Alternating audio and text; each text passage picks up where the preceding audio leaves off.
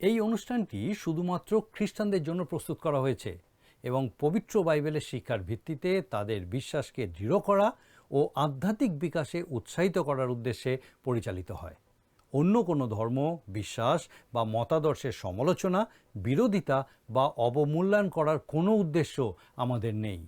আমরা সকল ধর্ম ও সম্প্রদায়কে গভীরভাবে সম্মান করি এবং এই অনুষ্ঠানের কোনো বিষয়বস্তু কারোর অনুভূতি, বিশ্বাস বা ধর্মীয় ভাবাবেগে আঘাত, অপমান বা অসম্মান করার উদ্দেশ্যে উপস্থাপন করা হয়নি।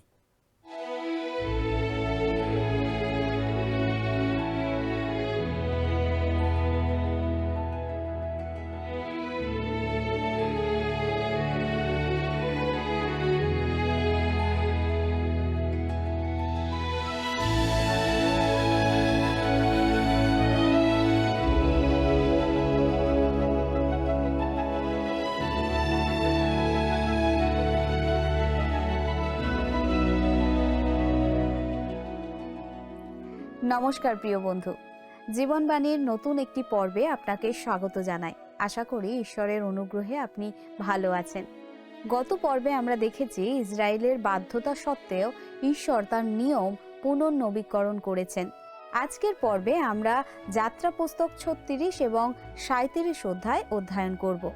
এখানে আমরা ঈশ্বরের নিখুঁত নির্দেশ অনুযায়ী পবিত্র আবাস নির্মাণ শুরু হওয়া এবং এর পবিত্র আসবাবপত্র তৈরির বিষয়ে জানব, যা যীশু খ্রিস্ট ও মানুষের মাঝে ঈশ্বরের বাস করার পরিকল্পনাকে তুলে ধরে। তাহলে চলুন আজকের আলোচনা শুরু করা যাক।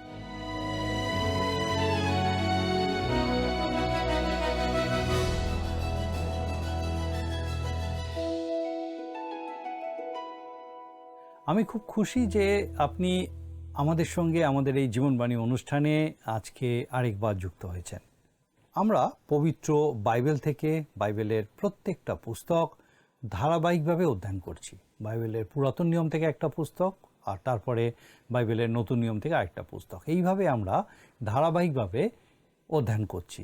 আর একই সঙ্গে আমি জানি যে ঈশ্বরের বাক্যের এই আলোচনা, ঈশ্বরের জীবন্ত বাক্যের এই অধ্যয়ন আপনার জীবনে বিশেষভাবে কার্যকারী হচ্ছে।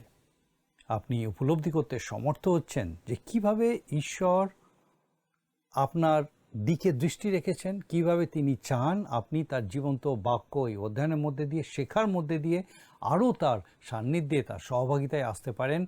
যেরকম জীবন তিনি আপনার জন্য চিন্তা করেছেন সেই মতোভাবে এগিয়ে চলতে পারেন। আর একই সঙ্গে আপনাকে অনেক ধন্যবাদ যে আপনি আমাদেরকে জানাচ্ছেন এই অনুষ্ঠান আপনার কীরকম লাগছে, ঈশ্বরের বাক্য থেকে আপনি যে শিখছেন, কিভাবে সেই আশীর্বাদ আপনার জীবনে আপনি ব্যবহার করছেন। আপনাকে অনেক ধন্যবাদ। একই সঙ্গে ধন্যবাদ যে আপনার প্রার্থনার বিষয়সমূহ আমাদের কাছে আপনি জানাচ্ছেন, আর আমরা আপনার জন্য প্রার্থনা করি। আমি বলতে চাই আপনাকে এই বিষয়টা, আমরা খুব খুশি হই যখন আপনি আমাদের সঙ্গে আপনার প্রার্থনার বিষয় শেয়ার করেন, আর আমরা আপনার জন্য প্রার্থনা করি। আমাদের ঈশ্বর প্রার্থনা শ্রবণকারী, উত্তরদানকারী ঈশ্বর। আপনি জানেন যে বর্তমানে আমরা বাইবেলের পুরাতন নিয়ম থেকে যাত্রা পুস্তক থেকে অধ্যয়ন করছি। আজকে আমরা যাত্রা পুস্তকের দুটো অধ্যায় একসাথে আলোচনা করব, 36 এবং 37 অধ্যায়। আমাদের গত পর্বে আমরা দেখেছিলাম ঈশ্বর বৎসলেলকে আশীর্বাদ করেছিলেন, তাকে জ্ঞান, বুদ্ধিবিদ্যা এবং শিল্প কৌশলের প্রতিভা দিয়েছিলেন। শুধু তাই নয়, তিনি যেন তার সেই প্রতিভা অন্যদের মধ্যে ছড়িয়ে দিতে পারে সেই বিষয়ে তিনি তাকে সাহায্য করেছিলেন। উদ্দেশ্য ছিল যেন তার পরিকল্পিত সেই সমাগম তাম্বু এবং তার আসবাবপত্র নিখুঁতভাবে তৈরি হয়। আজও আমরা সেই বিষয়টাই আলোচনা করব। সেই সমাগম তাম্বু বা ঈশ্বরীয় গৃহ কিভাবে তৈরি হবে তার বিস্তারিত নির্দেশ আমরা আগে দেখেছি। আজকে আমরা দেখব ঈশ্বরের মনোনীত লোকেরা সেই কাজ করছে। ঈশ্বর নির্দেশ দিয়েছিলেন, সেটা মেনে কাজ করা খুবই জরুরি ছিল, কারণ সেই আবাসস্তম্ভ ঈশ্বরের পরিকল্পিত খ্রিস্টের প্রতিচ্ছবি। এই আবাসস্তম্ভ তাকেই প্রকাশ করে। আসুন পাঠ করি 36 অধ্যায়ের প্রথম পদ, যাত্রা পুস্তক 36 অধ্যায় তার প্রথম পদ। আর আমি চাইব আপনি আমার সঙ্গে আপনার বাইবেল থেকে পাঠ করুন। যাত্রা পুস্তক 36 অধ্যায় প্রথম পদ। অতএব সদাপ্রভুর সমস্ত আজ্ঞানুসারে পবিত্র স্থানের কার্য সকল কিরূপে করিতে হইবে তাহা জানিতে সদাপ্রভু বৎসলেল ও অহলিয়াব এবং আর যাহাদিগকে বিজ্ঞতা ও বুদ্ধি দিয়াছেন সেই সকল বিজ্ঞমনা লোক কর্ম করিবেন। যারা সেই পবিত্র তাম্বু নির্মাণের কাজ করছিল তাদেরকে ঈশ্বর জ্ঞান ও প্রজ্ঞা দিয়েছিলেন। তারা সংখ্যায় খুব কম ছিল না, একটা বিশাল বড় দল সেই কাজ করছিল এবং তাদের নেতৃত্ব দিচ্ছিলেন বৎসলেল। এরপরে আমরা 2 পদে দেখি, যাত্রা পুস্তক 36 অধ্যায় তার 2 পদ। পরে মসি বৎসলেল ও অহলিয়াবকে এবং সদাপ্রভু যাহাদের হৃদয়ে বিজ্ঞতা দিয়েছিলেন সেই অন্য সকল বিজ্ঞমনা লোককে ডাকিলেন, অর্থাৎ সেই কর্ম করিবার নিমিত্তে উপস্থিত হইতে যাহাদের মনে প্রবৃত্তি জন্মিল তাহাদিগকে ডাকিলেন। ঈশ্বরের কাজ করবার জন্য কতকগুলো অত্যাবশ্যকীয় এবং গুরুত্বপূর্ণ বিষয় এখানে আমরা লক্ষ্য করি। অনিচ্ছা সত্ত্বেও আপনাকে যদি প্রভুর কাজ করতে হয় তাহলে আমি বলবো করবেন না। ঈশ্বর সেটা পছন্দ করেন না। যারা অন্তর দিয়ে প্রভুর কাজ করতে চায় না, ঈশ্বর তাদেরকে ব্যবহার করেন না। ঈশ্বরের মন্দিরে ব্যবহারের জন্য যে সমস্ত আসবাবপত্র প্রয়োজন সেগুলোকে যারা আন্তরিকতার সাথে সুন্দরভাবে তৈরি করতে ইচ্ছুক তারাই ঈশ্বরের সেই মন্দির তৈরির কাজে ব্যবহৃত হয়। তাদের জন্য এটা কোনো চাকরি ছিল না। তারা ঘড়ি ধরে সেই কাজ করত না, তারা কোনো ইউনিয়নও করত না। তারা নিয়ম মেনে সপ্তাহের নির্দিষ্ট কিছু ঘন্টা কাজ করত, তারপরে বসে থাকত, এমন নয়। তারা তাদের কর্তব্য মনে করে সেই মন্দির নির্মাণের কাজ করত না। তাদের কাজ করতে হবে বলে যে তারা কাজ করছে সেটাও ঠিক নয়। অতীতে তারা কৃতদাসের মতো কাজ করেছিল, কিন্তু এক্ষেত্রে সেটা নয়। এখন তারা নিজেদের ইচ্ছায় এই কাজ করছে, তার অন্তর দিয়ে সে সেই কাজ করছে। আমি আপনি কিভাবে ঈশ্বরের কাজ করছি সেই একইভাবে কি? একবার এক তরুণ প্রচারক বলছিলেন তিনি ঈশ্বরের পরিচর্যা কাজের সাথে যুক্ত থাকতে ভালোবাসেন, কিন্তু ঈশ্বরের বাক্য ঘোষণা করতে পছন্দ করেন না। তখন তার মণ্ডলীর পুরোহিত তাকে বলেছিলেন, তুমি ঈশ্বরের পরিচর্যা কাজ ছেড়ে দাও। যারা ঈশ্বরের বাক্য অধ্যয়ন করতে এবং সেই বাক্য ঘোষণা করতে পছন্দ করে না, ঈশ্বরের ক্ষেত্রে কাজ করা তাদের উচিত নয়। যিনি ঈশ্বরের বাক্য ঘোষণা করেন, ঈশ্বরের বাক্য শিক্ষা দেন, তিনি যদি যথেষ্ট উদ্যমের সাথে সেই কাজ না করেন তাহলে তার উচিত ঈশ্বরের সেই পরিচর্যা থেকে দূরে থাকা। যারা বাইবেল কলেজে অধ্যাপনা করেন তারা অনেক ক্ষেত্রে লক্ষ্য করে থাকেন যে তাদের কোনো কোনো ছাত্রমণ্ডলীতে শাস্ত্রবাক্য থেকে উপদেশ দেওয়ার সময় নিষ্প্রাণ, নিরুৎসাহী এবং অগোছালোভাবে ঈশ্বরের বাক্য তারা শিক্ষা দেয়। ঈশ্বরের কাজ করবার সময়, ঈশ্বরের বাক্য ব্যাখ্যা করার সময় যদি আপনার মধ্যে প্রাণশক্তির অভাব থাকে, যদি আপনার উদ্যোগের অভাব থাকে, যদি আপনি ক্ষমতার সাথে সেই কাজ করতে না পারেন, তাহলে আপনার সেই কাজ করা উচিত নয়। যাদের মন অন্য কাজের প্রতি পড়ে থাকে, ঈশ্বর চান না যে তারা ঈশ্বরের সেবা কাজে যুক্ত থাকুক। বৎসলেল দ্রুত পায়ে চলেছে। সে কি ফুটবল খেলতে যাচ্ছে, ক্রিকেট খেলতে যাচ্ছে, নাকি কোনো সামাজিক অনুষ্ঠানে যাচ্ছে? না, সে কাজ করতে যাচ্ছে, ঈশ্বরের কাজ করতে যাচ্ছে। আপনি দেখবেন যেদিন লোকেরা আনন্দে ভরপুর হয়ে মণ্ডলীতে উপাসনার জন্য আসবে, সেই দিন পাড়ার সকলে অবাক হয়ে ঘর ছেড়ে বেরিয়ে আসবে। তারা দেখতে যাবে কি এমন হলো, মণ্ডলীতে এত আনন্দ কিসের। তখন মণ্ডলীতে একটা জাগরণ সৃষ্টি হবে। ঈশ্বরের কাজ সবসময় আনন্দ চিত্তে এবং খুশি মনে করা উচিত। আমাদের উচিত স্বতঃস্ফূর্ত হয়ে তার সেবা করা। রোমীয় পত্রে 14 অধ্যায় 5 পদে সাধু পৌল বলছেন, প্রত্যেক ব্যক্তি আপন আপন মনে স্থির নিশ্চয় হোক। এইভাবে আমাদের ঈশ্বরের সেবা করা উচিত। আমাদেরকে সম্পূর্ণভাবে নিশ্চিত হয়ে তার সেবা করা উচিত, কারণ আমরা জানি এবং আমরা সম্পূর্ণরূপে নিশ্চিত যে আমরা তাকেই খুশি করতে চাই। একইভাবে 1 কোরিন্থীয় 9 অধ্যায় 16 পদে তিনি বলছেন, কারণ আমি যদিও সুসমাচার প্রচার করি, তবু আমার শ্লাঘা করিবার কিছুই নাই, কেননা অবশ্য বহনীয় ভার আমার উপরে অর্পিত। ধিক আমাকে যদি আমি সুসমাচার প্রচার না করি। তিনি সর্বান্তঃকরণে সুসমাচার প্রচার করতে চেয়েছিলেন।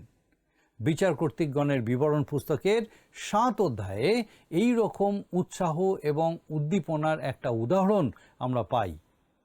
সেখানে আমরা দেখতে পাই গিদিওনের সঙ্গীদের মধ্যে 300 জন লোক জলপান করার জন্য জলাশয়ের ধারে হাঁটু পেতে বসে উপুর হয়ে জলপান করেনি। তারা 2 হাতে আঁজলা ভরে জল তুলে নিয়ে দাঁড়িয়ে দাঁড়িয়ে জল খেয়েছিল এবং শত্রুদের দিকে তাদের দৃষ্টি স্থির রেখেছিল। তারা ভয় পায়নি। তারা মিদিয়নীয়দের যুদ্ধে পরাস্ত করার প্রতিশ্রুতি নিয়েছিল। বিচার কর্তৃকগণের বিবরণ তার 7 অধ্যায় 5 থেকে 7 পদে আপনি এই বিষয়গুলো দেখতে পাবেন। আমাদের মণ্ডলীগুলিতে এই রকম উদ্দীপনা দরকার, কিন্তু বর্তমানে আমাদের মণ্ডলীগুলোতে এই রকম সাধু ব্যক্তিতে ভরে গেছে যারা মরার আগেই মরে বসে আছে। যাত্রা পুস্তক 36 অধ্যায় 3 থেকে 5 পদ আসুন আমরা পাঠ করি। 3 থেকে 5 পদ। তাহাতে তাহারা পবিত্র স্থানের কার্যের উপাদান সম্পন্ন করণার্থে ইস্রায়েল সন্তানগণের আনিত সমস্ত উপহার মোশের নিকট হইতে গ্রহণ করিলেন। আর লোকেরা তখনও প্রতি প্রভাতে তাহার নিকটে ইচ্ছাপূর্বক আরও দ্রব্য আনিতেছিল।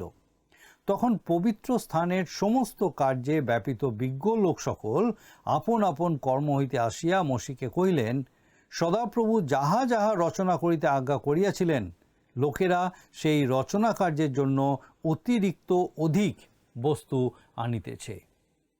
আমার মনে হয় পবিত্র শাস্ত্রের মধ্যে এই একটি জায়গাতে আপনি পাবেন যেখানে লোকদের উদ্দেশ্যে বলা হচ্ছে তারা যেন ঈশ্বরের কাজের জন্য উপহার আনা বন্ধ করে। ঈশ্বরীয় তাম্বু নির্মাণের জন্য যা কিছু দরকার ছিল তার থেকে অনেক বেশি উপহার তারা জড়ো করেছিল। আমি জানি না আপনি কখনো এইভাবে উপহার আনতে মণ্ডলীতে দেখেছেন কিনা।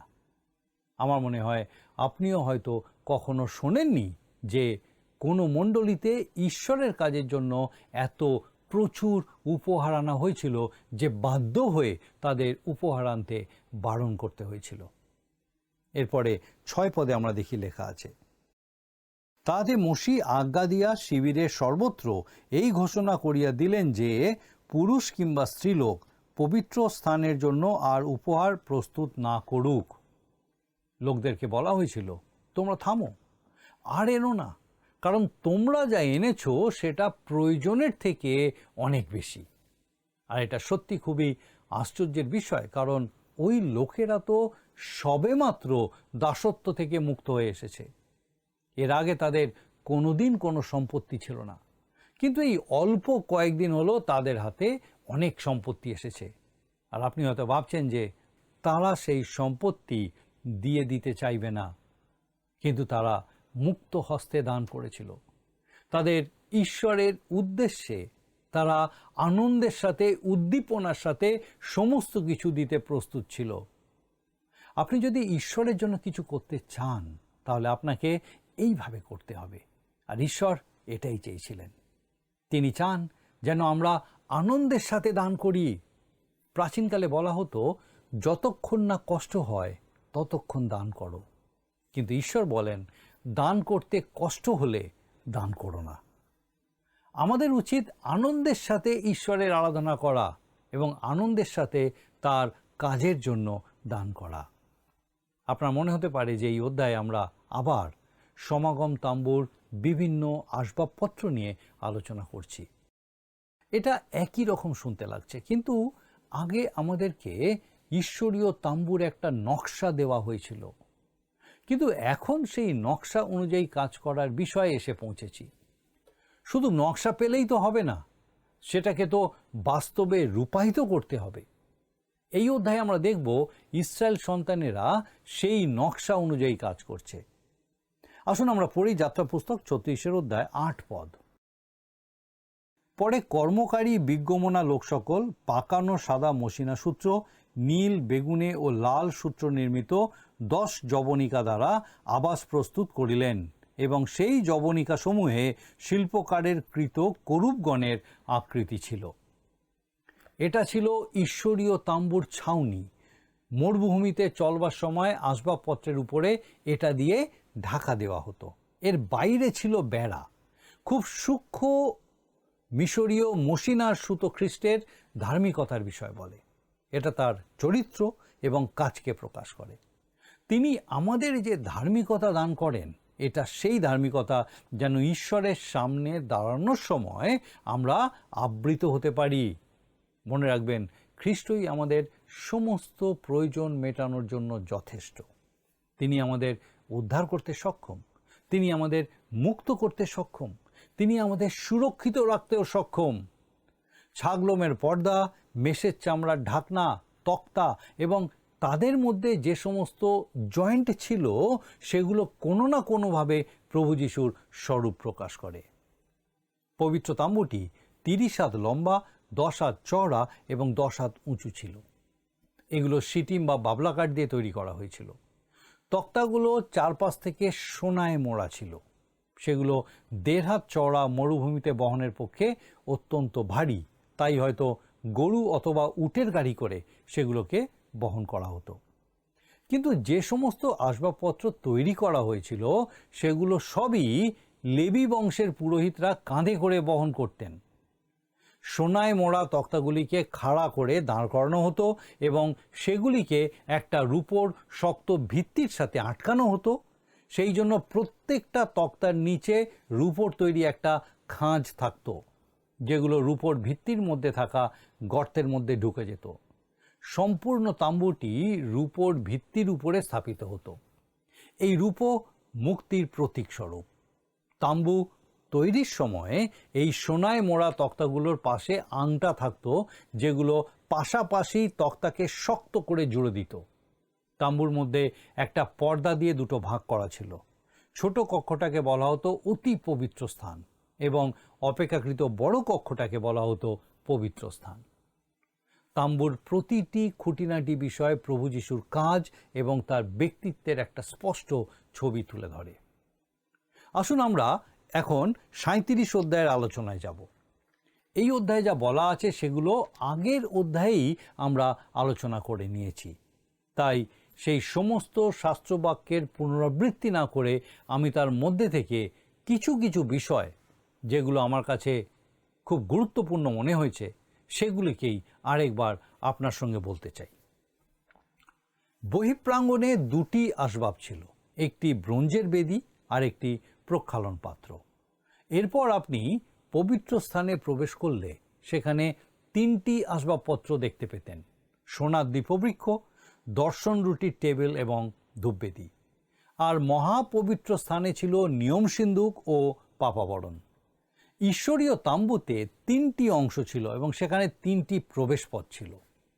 প্রথমটি সেই সূক্ষ্ম সাদা মসিনা বস্ত্রে তৈরি পর্দার বেড়ার মধ্যে দিয়ে, যা সম্পূর্ণ তাঁবুটাকে ঘিরে রেখেছিল। দ্বিতীয় প্রবেশপথ ছিল পবিত্র স্থানের প্রবেশের জন্য এবং তৃতীয় প্রবেশপথ ছিল মহাপবিত্র স্থানে প্রবেশের জন্য। আর সেখানে কেবলমাত্র মহাযাজক বছরে একবার প্রায়শ্চিত্তের মহান দিনে, আর এই বিষয়টা আমরা লেবীয় পুস্তকে দেখতে পাই, সেই সময় সেই দিনে তিনি প্রবেশ করতেন এবং সেই পাপাবরণের উপরে মেষশাবকের রক্ত ছিটিয়ে দিতেন। আর তার জন্যই সেটা একটা করুণা সিংহাসনে পরিণত হয়েছিল, ইংরাজিতে যেটাকে আমরা বলি মার্সি সিট।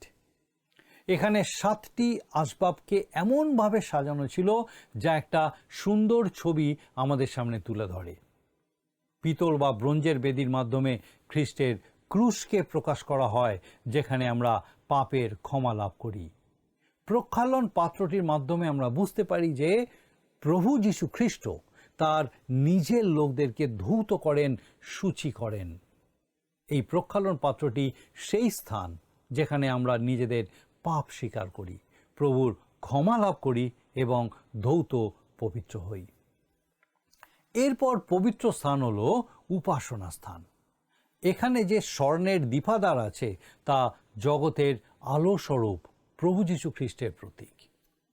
দর্শন রুটির জন্য নির্মিত টেবিলটি জীবন খাদ্য রূপে খ্রিস্টের দেহকে প্রকাশ করে, যার দ্বারা আমরা পুষ্টি লাভ করি।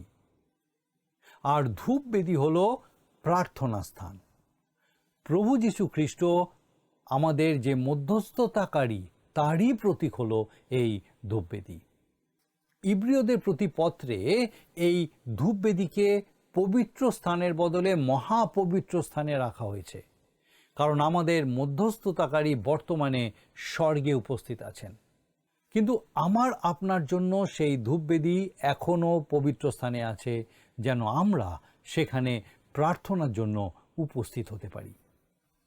বিশ্বাসীরা যখন ঈশ্বরের আরাধনা করতে চায় তখন তারা পবিত্র স্থানে সমাগত হয়। সেখানে পাপ স্বীকার, প্রশংসা, ধন্যবাদ, প্রার্থনা এই সমস্ত কিছু করা হয়। এইগুলোই হলো উপাসনার অঙ্গ। আপনি যদি জগতের আলোয় আলোকিত হতে চান তাহলে আপনাকে বাইরে থাকতে হবে, কিন্তু আপনি যদি সেই দীপবৃক্ষের আলোয় আলোকিত হতে চান তাহলে আপনাকে পবিত্র স্থানের ভেতরে প্রবেশ করতে হবে। আপনি জগতের জ্ঞান বুদ্ধি নিয়ে প্রভু যিশুর সেবা করতে পারেন না।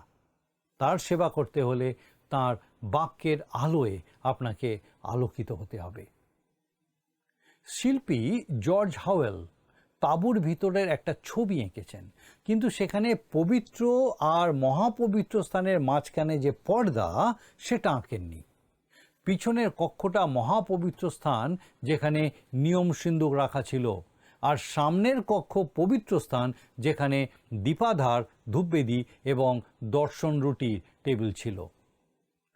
ওই মহাপবিত্র স্থানটি ঈশ্বরের উপস্থিতিতে প্রভু যীশু খ্রিস্টকেই নির্দেশ করে। ইব্রিয়দের পুস্তকে আমাদেরকে অনুগ্রহ সিংহাসনের সামনে আসতে বলা হয়েছে। এই পাপাবরণটি সেই অনুগ্রহ সিংহাসনের প্রতীক। প্রয়োজনের সময় এখানেই আমরা অনুগ্রহ এবং দয়া লাভ করে থাকি। বিশ্বাসীদের জন্য স্বর্গে একটি পাপাবরণ বা অনুগ্রহ সিংহাসন আছে। প্রভু যীশু এই জগতে এসে শুধুমাত্র ঈশ্বরীয় তাঁবুর যে চিত্র সেটাই পরিপূর্ণ করেননি, তিনি আরও কিছু অস্বাভাবিক বিষয় সম্পূর্ণ করে গেছেন। সেই প্রান্তরের মধ্যে এই তাঁবু ভূমির সাথে সমান্তরাল ছিল। মাটির উপরে সমান জমিতে এটাকে স্থাপন করা হতো। সমান জমিতে তক্তাগুলো দাঁড় করিয়ে নিচে রূপোর ভিত্তির উপরে সকেটের সাহায্যে শক্ত করে আটকে দেওয়া হতো।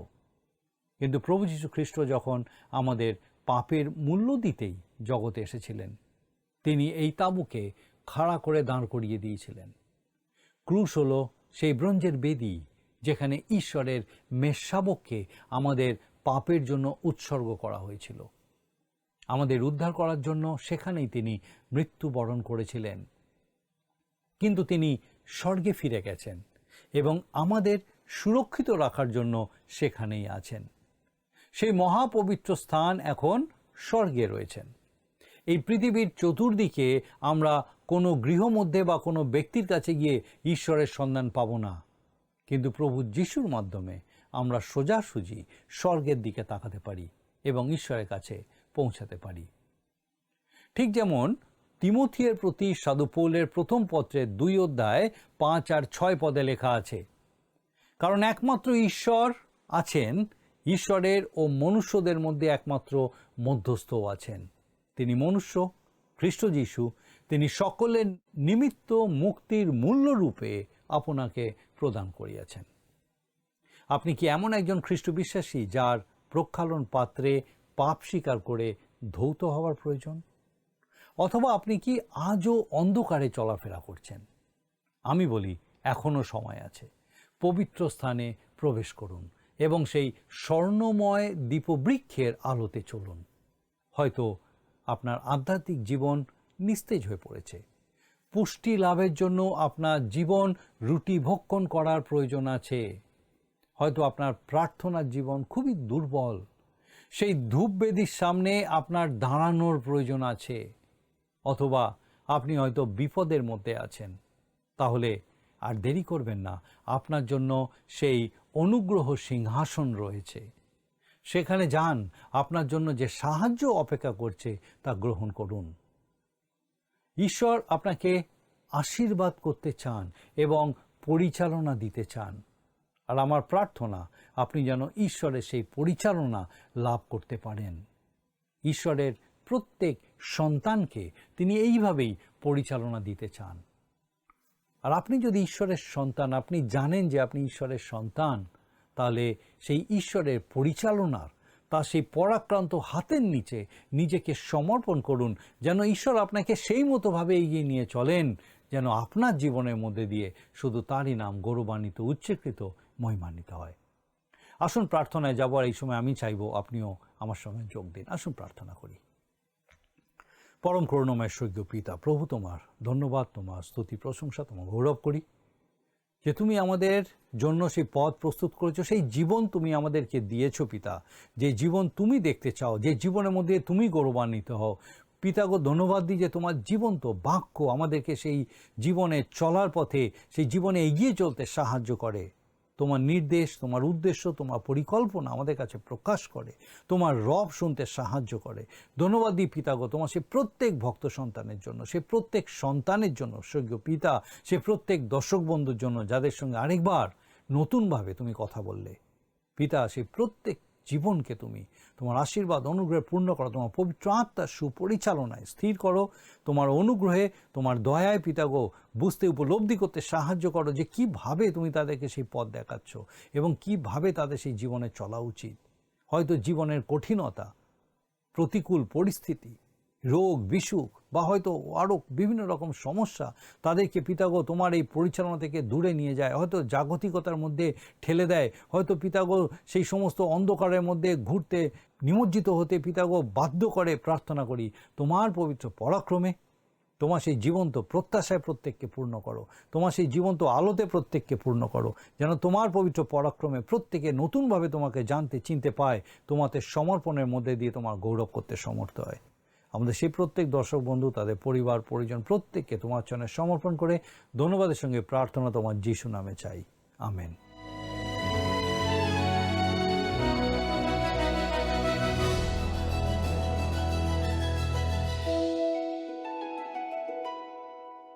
প্রিয় বন্ধু, অনুষ্ঠানের সাথে থাকার জন্য আপনাকে ধন্যবাদ জানাই। আশা করি আজকের পর্বটি আপনার ভালো লেগেছে। আজ আমরা শিখেছি ঈশ্বরের কাজ সবসময় স্বেচ্ছাদত্ত হৃদয়, আনন্দপূর্ণ বাধ্যতা এবং পবিত্র আত্মার দেওয়া প্রজ্ঞা দিয়ে করা উচিত। ইসরায়েলীয়রা পবিত্র আবাস নির্মাণের জন্য এত উদারভাবে দান করেছিলেন যে মসিকে উপহার আনা বন্ধ করার অনুরোধ করতে হয়েছিল, যা খুশি মনে ও সম্পূর্ণ হৃদয়ে দান করার এক সুন্দর উদাহরণ। আগামী পর্বে আমরা যাত্রা পুস্তক 38 অধ্যায় আলোচনা করব। সেই পর্যন্ত ভালো থাকুন, প্রার্থনায় থাকুন। নমস্কার। প্রিয় বন্ধু, আসুন আমরা আজকের প্রশ্নোত্তরে আসি। গতকালের প্রশ্নের উত্তর হল অপশন এ, জিহুদা বংশ। আজকের প্রশ্ন, ঈশ্বরীয় তাম্বুর পবিত্র স্থানে কয়টি আসবাব রাখা ছিল? অপশন এ 1টি, অপশন বি 2টি, অপশন সি 3টি, অপশন ডি 5টি। বন্ধু, এই প্রশ্নের উত্তর আগামীকাল সন্ধ্যে 6টার মধ্যে option A, B, C, D সহকারে আপনার নাম ও সম্পূর্ণ ঠিকানা সহকারে 9433497235 এই নম্বরে SMS বা হোয়াটসঅ্যাপে লিখে পাঠাবেন।